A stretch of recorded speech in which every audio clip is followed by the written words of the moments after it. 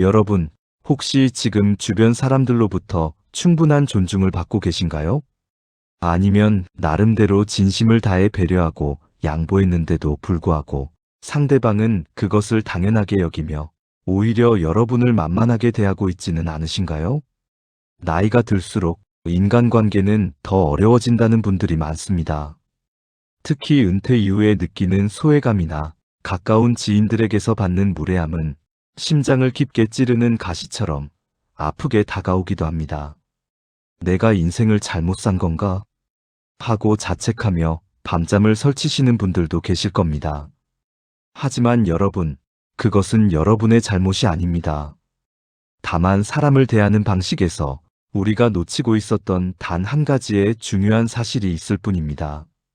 과도한 배려가 오히려 독이 되어 돌아오는 이 서글픈 현실을 어떻게 극복할 수 있을까요? 이 질문에 대한 답을 찾기 위해 조선 최고의 실학자이자 인생의 가장 밑바닥인 유배지에서조차 그 누구보다 기품 있는 삶을 유지했던 정약용 선생의 지혜를 빌려오고자 합니다. 정약용 선생은 말씀하셨습니다. 스스로를 귀하게 여기지 않으면 남들도 나를 귀하게 여기지 않는다. 라고 말입니다. 이 평범해 보이는 문장 속에 숨겨진 사람을 다루고 나를 지키는 서늘한 통찰력을 오늘 여러분과 함께 나누어 보려 합니다.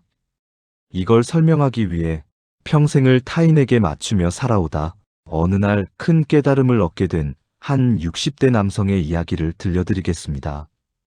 오랫동안 건설 현장에서 잔뼈가 굵은 박상우 씨라는 분이 계셨습니다. 박상우 씨는 소문난 애처가이자 직장에서는 법 없이도 살 사람이라는 소리를 듣던 전형적인 좋은 사람이었습니다.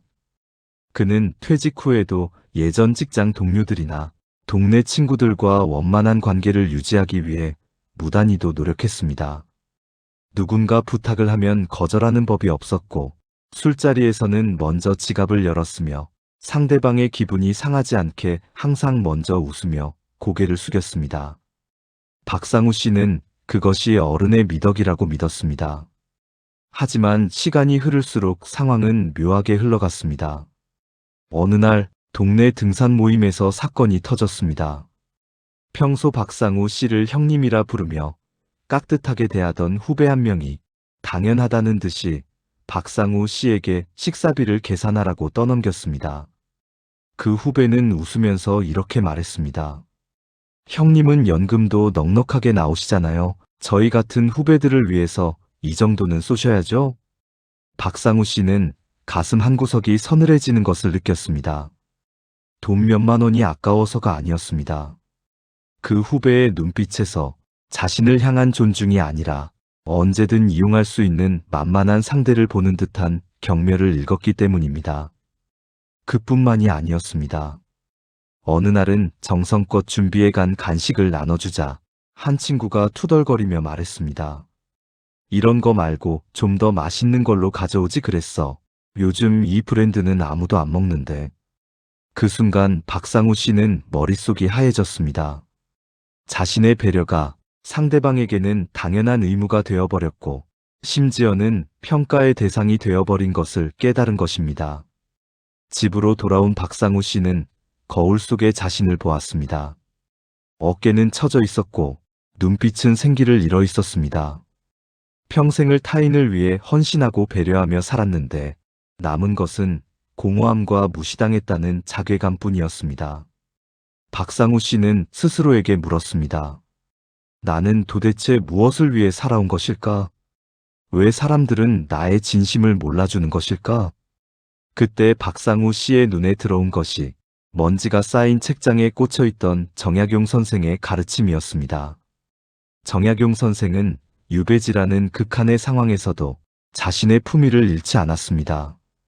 그는 아들들에게 보낸 편지에서 끊임없이 강조했습니다. 사람은 누구나 이기적인 존재이니 너의 속을 다 보여주지 말고 함부로 베풀지 마라. 베풀더라도 무게 있게 베풀어야 하며 거절해야 할 때는 칼같이 잘라내야 한다. 정약용 선생은 인간관계의 본질을 꿰뚫고 있었습니다. 그는 인간의 마음이 얼마나 변하기 쉬운지, 그리고 권위와 존중이 어디에서 나오는지 정확히 알고 있었던 것입니다. 박상우 씨는 정약용 선생의 글귀 하나하나를 가슴에 새기며 자신의 삶을 돌아보았습니다. 그는 깨달았습니다. 자신의 배려에는 알맹이가 없었다는 것을 말입니다. 상대방을 위한다는 명목하에 자신의 감정을 죽이고 맹목적으로 퍼주기만 했던 행위는 상대방으로 하여금 고마움을 느끼게 하는 것이 아니라 오히려 이 사람은 막대해도 되는 사람이라는 신호를 준 꼴이었습니다. 정약용 선생은 말씀하셨습니다. 용모를 단정히 하고 말을 삼가라. 가벼운 사람에게는 누구도 깊은 마음을 주지 않는다. 박상우 씨는 이제 달라지기로 결심했습니다. 단순히 화를 내거나 인연을 끊는 것이 아니라 자신만의 단단한 중심을 세우기로 한 것입니다. 그것이 바로 정약용 선생이 말한 진정한 의미의 자존이자 존엄이었습니다. 그렇다면 우리는 구체적으로 어떻게 행동해야 할까요? 정약용 선생의 철학을 바탕으로 함부로 배려하지 않고 귀하게 대접받는 3가지 방법을 말씀드리겠습니다. 첫째, 먼저 자신의 내실을 기하고 침묵의 힘을 활용해야 합니다. 정약용 선생은 신독을 강조하셨습니다. 홀로 있을 때에도 스스로를 단속하고 경건함을 유지하는 자세를 말합니다. 사람들은 흔히 말이 많고 친절한 사람을 좋아할 것 같지만 오랜 시간 지켜보면 결국 말의 무게가 가벼운 사람을 경시하게 됩니다. 인간관계에서 존중받고 싶다면 가장 먼저 자신의 입을 무겁게 해야 합니다. 상대방의 말에 사사건건 반응하고 맞장구 쳐주는 것이 배려라고 생각하시나요? 아닙니다. 그것은 때로 당신의 존재감을 희미하게 만듭니다. 정약용 선생은 말씀하셨습니다. 생각이 깊지 않은 자는 말이 많고 내면이 빈약한 자는 큰 소리로 자신을 과시한다. 상대방이 무례한 말을 던졌을 때 즉각적으로 화를 내거나 혹은 멋쩍게 웃으며 넘기지 마십시오. 그저 가만히 상대방의 눈을 응시하며 침묵하십시오. 그 짧은 침묵이 100마디의 잔소리보다 더 강한 권위를 만들어냅니다. 박상우 씨는 등산 모임에서 다시 만난 그 후배가 형님, 이번에도 한턱 내시죠? 라고 말했을 때 예전처럼 허허 웃지 않았습니다. 그는 가만히 후배의 눈을 3초간 바라보았습니다. 주변에 정적이 흘렀고 당황한 것은 오히려 후배였습니다. 박상우 씨는 차분하고 단호한 어조로 말했습니다. 식사비는 각자 먹은 만큼 내는 것이 공평하네. 자네도 이제 적은 나이가 아니니 자기 몫은 스스로 책임지는 법을 배워야지. 그 말 한마디에 분위기는 숙연해졌고 그 후배는 다시는 박상우 씨를 함부로 대하지 못했습니다. 이것이 바로 침묵과 단호함이 주는 힘입니다. 둘째, 베풀매 기준을 명확히 하고 생색내지 않되 가치를 알게 해야 합니다. 정약용 선생은 남에게 베푸는 행위 자체보다 어떤 마음으로 베푸느냐를 더 중요하게 여겼습니다. 무조건적인 호의는 권리가 됩니다. 우리가 흔히 범하는 실수는 상대방이 원하지도 않는데 과한 배려를 해주고는 나중에 상대방이 그만큼 돌려주지 않을 때 상처받는 것입니다. 배려는 내가 여유가 있을 때, 그리고 상대방이 그 가치를 알만한 사람일 때만 하는 것입니다. 정약용 선생은 유배지에서 가난에 시달리면서도 자신의 학문을 배우러 온 제자들에게 함부로 지식을 나눠주지 않았습니다. 제자가 진심으로 배우고자 하는 자세를 보였을 때에만 비로소 마음의 문을 열었습니다. 여러분의 시간과 돈, 그리고 마음은 유한한 자원입니다. 이 귀한 것들을 길가에 뿌려지는 모래알처럼 낭비하지 마십시오. 도움이 필요한 사람에게 손을 내밀되 그것이 당신의 희생이 아니라 당신의 선택임을 분명히 하십시오. 만약 누군가 여러분의 호의를 당연하게 여긴다면 그 즉시 호의를 거두십시오. 악인은 호의를 베풀수록 더 큰 것을 요구하지만 현자는 작은 호의에도 감사를 표합니다. 감사할 줄 모르는 사람에게 배려를 계속하는 것은 밑 빠진 독에 물을 붓는 것과 같습니다. 박상우 씨는 친구들에게 간식을 나눠주던 습관을 멈췄습니다. 대신 진심으로 고마워할 줄 아는 소수의 사람들과만 깊은 교류를 시작했습니다. 그러자 놀라운 일이 벌어졌습니다. 그의 호의를 무시하던 사람들은 떠나갔고 그의 진가를 알아보는 사람들만이 곁에 남아 그를 진심으로 예우하기 시작했습니다. 셋째, 자신의 품격을 지키는 단호한 선을 그어야 합니다. 정약용 선생은 예라는 것은 상대방을 존중하는 마음인 동시에 나를 보호하는 성벽이라고 하셨습니다. 우리는 흔히 성격이 좋다는 말을 듣기 위해 자신의 경계선을 허물어버리곤 합니다. 하지만 경계선이 없는 땅은 누구나 짓밟고 지나가는 황무지가 될 뿐입니다. 나이가 들수록 우리는 아니요라고 말하는 연습을 더 많이 해야 합니다. 상대방이 무리한 요구를 하거나 나의 가치관에 어긋나는 행동을 할 때 정중하지만 단호하게 거절할 수 있어야 합니다. 거절은 관계를 망치는 것이 아니라 건강한 관계를 유지하기 위한 필수 조건입니다. 정약용 선생은 권력 앞에서도 자신의 소신을 굽히지 않았습니다. 유배지에서도 지방 관료들의 부당한 처사에 대해 날카롭게 비판하며 자신의 존엄을 지켰습니다. 사람들은 강한 자에게는 엎드리고 약한 자에게는 군림하려는 속성을 가지고 있습니다. 여러분이 스스로 약자가 되기를 자처한다면 세상은 여러분을 사정없이 흔들 것입니다. 하지만 여러분이 자신만의 확고한 선을 가지고 있다면 사람들은 감히 그 선을 넘지 못할 것입니다. 존중은 구걸하는 것이 아니라 나의 태도를 통해 자연스럽게 획득하는 것입니다. 여러분, 인생의 후반전은 타인의 눈치를 보며 살기에는 너무나 짧고 귀한 시간입니다. 정약용 선생이 유배지의 그 척박한 환경에서도 매일 아침 의관을 정제하고 학문에 정진했던 이유를 떠올려 보십시오. 그것은 누구에게 보이기 위함이 아니었습니다. 스스로가 자신을 귀하게 여겼기에 가능했던 일입니다. 내가 나를 대접하지 않는데 누가 나를 대접해 주겠습니까?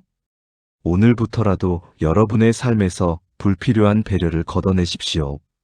모든 사람에게 좋은 사람이 되려는 강박에서 벗어나십시오. 때로는 차갑게 보일지라도 나의 중심을 지키는 단단한 사람이 되었을 때 비로소 사람들은 여러분을 진심으로 존중하게 될 것입니다.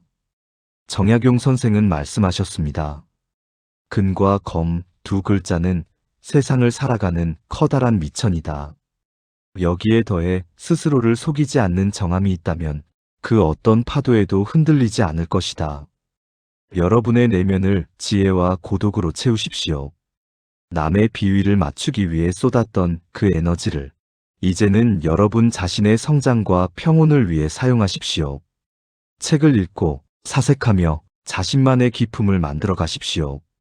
향기로운 꽃에는 나비가 저절로 모여들듯이 품격 있는 사람 곁에는 좋은 인연들이 줄을 잇기 마련입니다. 함부로 배려하지 마십시오. 대신 정중하고 깊이 있게 대하십시오. 그것이 여러분이 남은 생을 가장 귀하게 대접받으며 살아가는 유일한 길입니다. 박상우 씨는 이제 더 이상 남들의 평가에 휘둘리지 않습니다. 그는 혼자만의 시간을 즐기며 정약용 선생의 저서들을 깊이 있게 탐독하고 있습니다. 가끔 친구들을 만날 때에도 그는 예전처럼 먼저 나서서 모든 것을 해결하려 하지 않습니다.